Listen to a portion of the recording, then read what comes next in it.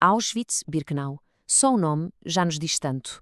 Tornou-se, no fundo, sinónimo do Holocausto.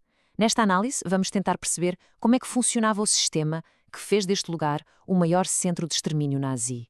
Vamos focar-nos em alguns pontos essenciais. Para que é que foi criado?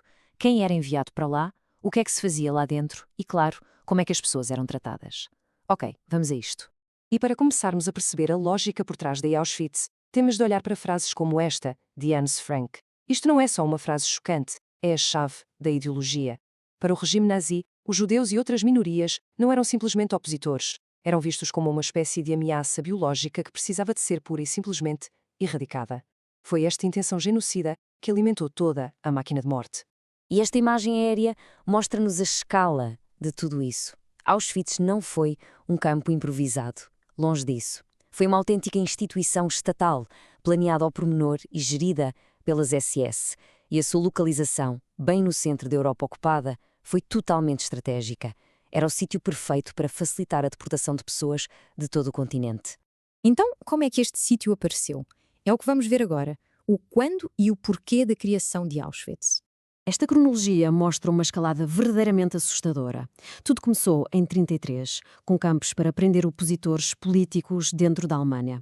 Mas depois, com a invasão da Polónia em 1939, a necessidade de mais espaço para prisioneiros tornou-se, de repente, urgente.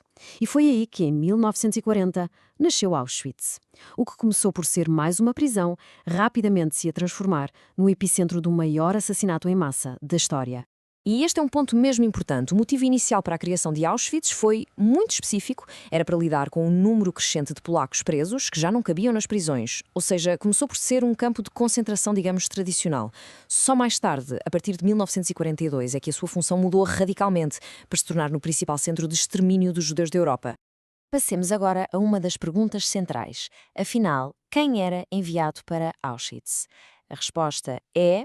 Bem, ela revela o alcance imenso da perseguição nazi. Imagens como esta eram o dia a dia. A localização do campo fez dele o destino final para pessoas de quase todos os países da Europa ocupada pelos nazis. Os comboios chegavam sem parar, dia e noite, a abarrotar com famílias inteiras, transportadas para um destino que desconheciam por completo. O número é quase impossível de processar. No mínimo, 1.300.000 pessoas. É uma enormidade. Mas a pergunta é, o que é que lhes acontecia quando chegavam?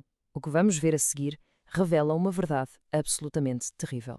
E aqui está o detalhe mais arrepiante. Daquele 1.300.000, apenas 400.000 foram registados como prisioneiros. E os outros 900.000? Bem, eram considerados inaptos para trabalhar. Idosos, doentes, muitas crianças. Eram enviados diretamente da rampa do comboio para as câmaras de gás.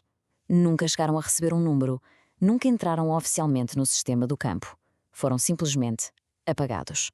E embora os judeus fossem, de longe, o maior grupo de vítimas, esta lista mostra que a rede de perseguição nazi era muito, muito mais vasta. Polacos, ciganos, prisioneiros de guerra soviéticos e tantos outros grupos foram aprisionados e assassinados em Auschwitz. Isto mostra bem a natureza abrangente da sua ideologia de ódio.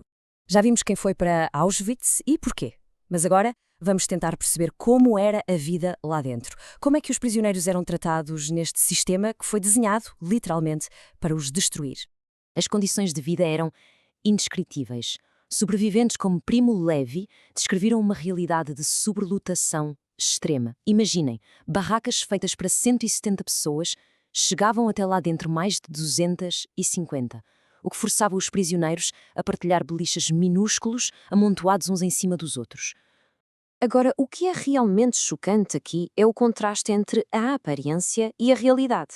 Para quem via de fora, o campo tinha uma fachada de ordem. Ruas limpas, beliches alinhados, mas por baixo dessa superfície, a realidade era um autêntico pesadelo. Imundícia, infestações de parasitas, fome constante e um trabalho que não era trabalho. Era uma forma lenta de execução. E isto era muito mais do que controlo. Era um processo sistemático de desumanização. Ao rapar-lhes a cabeça, ao tatuar-lhes um número no braço, as SS estavam a roubar-lhes o nome, a individualidade. Estavam a reduzi-los a meros números num sistema impessoal e cruel. E o sistema criava ainda uma hierarquia perversa entre as próprias vítimas. Os capos eram prisioneiros encarregados de vigiar outros prisioneiros e muitas vezes, para manterem os seus pequenos privilégios, um pouco mais de comida, melhores condições, exerciam uma violência extrema. Isto criou aquilo a que Primo Levi chamou a zona cinzenta, onde a linha entre vítima e agressor se tornava terrivelmente difusa. Para além do trabalho escravo e das condições mortais, Auschwitz tinha outra função. A sua função final, o assassinato em massa à escala industrial. Era literalmente uma fábrica de morte. E este objeto é uma prova arrepiante de como o assassinato era metódico, calculado, quase científico. O Zyklon B era um pesticida comercial que foi simplesmente adaptado para se tornar numa arma de genocídio. O seu uso transformou o ato de matar num processo industrial, eficiente e completamente impessoal. O processo era uma coreografia de morte e o engano era a peça-chave. Diziam às vítimas que iam tomar um duche, uma mentira para evitar o pânico. Assim que estavam lá dentro, as portas eram seladas e o gás era libertado. E, por fim, outros prisioneiros eram forçados a executar a tarefa mais horrível de todas, lidar com os corpos dos seus companheiros. Os crematórios eram essenciais para toda a operação. Não só se livravam dos corpos das vítimas, como também serviam para apagar as provas do crime. Os nazis estavam a tentar esconder a escala do seu genocídio, transformando milhões de seres humanos em cinzas. E quem é que fazia este trabalho macabro? Os Sonderkommando, os chamados portadores de segredos. Eram prisioneiros forçados a participar na fase final do extermínio. Viviam completamente isolados do resto do campo, com a certeza de que, por serem as principais testemunhas do crime, o seu destino era também a morte. Mas mesmo no lugar mais escuro do mundo, houve atos de resistência e houve uma luta constante para preservar a memória. A resistência teve muitas formas, desde a organização de grupos secretos ou a ajuda da população polaca local, até ao ato final de sobrevivência. Viver para contar.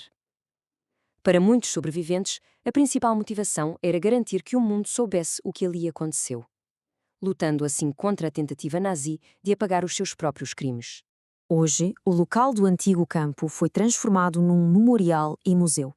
É um lugar solene, de recordação, que serve como um aviso sombrio para toda a humanidade sobre as consequências do ódio e da desumanização. Isto leva-nos à nossa pergunta final.